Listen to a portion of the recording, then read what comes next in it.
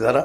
ಆದರೆ ಇದೆಲ್ಲ ತನಿಖೆ ಆಗಬೇಕು, ಯಾರು ಮಾಡಿದ್ದಾರೆ ಹೊರಗೆ ಬರಬೇಕು ಅನ್ನುವಂಥ ದಿಶೆಯಲ್ಲೇ ಈ ಅಲ್ಲಿ ಹಿಂದೂ ಮುಖಂಡರು, ಅದರಲ್ಲೂ ವೀರಣ್ಣ ಚರಂತಿಮಠ ಅವರಿದ್ದಂಥವ್ರು ಇದನ್ನು ಇನ್ನಷ್ಟು ಉದ್ಯೋಗಿಗೊಳ್ಳುವಂಥ ಸ್ಥಿತಿಗೆ ತರಬೇಕು ಅನ್ನೋಂಥ ಪ್ರಯತ್ನ ಮಾಡ್ತಿದ್ದಾರೆ ಅಂತ ಮಾತಾಡ್ತಾ ಇದ್ದಾರೆ.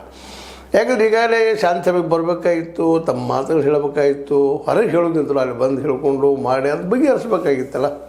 ಆದರೆ ಅದಿಲ್ಲ ಅದು. ಯಾಕಂದರೆ ಆದಷ್ಟು ಅದು ಮುಂದಿನ ಚುನಾವಣೆ ಬಂದದ್ದು, ಈಗ ಉಪಚುನಾವಣೆ, ಅಲ್ಲಿವರೆಗೆ ಅದನ್ನು ಜೀವಂತ ಇಟ್ಕೊಂಡು ಹೋಗುವಂಥ ಪ್ರಯತ್ನವೂ ಕೆಲವು ಜನ ಮಾಡ್ತಾಯಿದ್ದಾರೆ. ಅದರಲ್ಲೂ ಹಿಂದುತ್ವವಾದಿ ಲೀಡರ್ಗಳು ಮಾಡ್ತಾಯಿದ್ದಾರೆ ಅನ್ನೋದು ಮುಸ್ಲಿಂ ಧರ್ಮದ ಧರ್ಮಾನುಯಾಯಿಗಳು ಅಥವಾ ಲೀಡರ್ಗಳು ಮಾತಾಡ್ತಾ ಇದ್ದಾರೆ. ಇದು ಬೆಳೆಸೋದು ಬೇಗ ಇಲ್ಲ ಮತ್ತು ನಮಗೂ ಅನ್ಯಾಯ ಆಗ್ಯದ ಅಂತ ತಮ್ಮ ನ್ಯಾಯವನ್ನು ನಮಗೆ ಸಿಗಬೇಕು ಅನ್ನೋಂಥ ನ್ಯಾಯವನ್ನು ಹೇಳೋ ಪ್ರಯತ್ನ ಮಾಡ್ತಾಯಿದ್ದಾರೆ.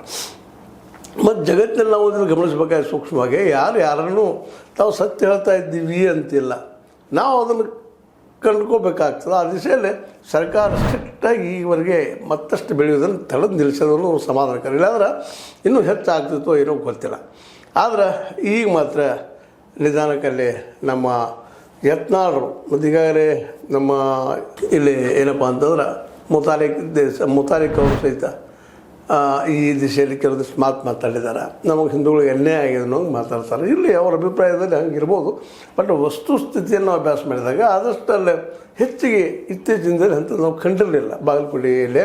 ಆದರೆ ಬಾಗಲಕೋಟೆ ಜಿಲ್ಲೆಯಾದ್ಯಂತ ಆಲ್ರೆಡಿ ವೀರಣ್ಣ ಚರಂತಿಮಠ ಅವರು ಸಾಕಷ್ಟು ಅಲ್ಲಿ ಆಡಳಿತ ಮಾಡಿದ್ದು, ಹಿಂದೆ MLA ಆಗಿದ್ದು ಇರೋದ್ರಿಂದಾಗಿ ಅಲ್ಲಿ ಇನ್ನೂ ಸ್ವಲ್ಪ ಈ ಹಿಂದುತ್ವ ನೆಲೆಗಟ್ಟಲ್ಲಿ ವಿಚಾರ ಮಾಡುವಂಥ ಜನರ ಸಮುದಾಯ ಹೆಚ್ಚದ ಅನ್ನೋದು ಏನು ಸುಳ್ಳಲ್ಲ. ಯಾಕಂದ್ರೆ ಸ್ವಲ್ಪ ಅಂತರದಲ್ಲಿ ಲಾಸ್ಟ್ ಎಲೆಕ್ಷನ್ದಲ್ಲಿ ಸೋತಿದ್ದಾರೆ ಅವರು ಅನ್ನೋದು ಇಲ್ಲಿ ಗಮನಿಸಬೇಕಾಗಿದೆ.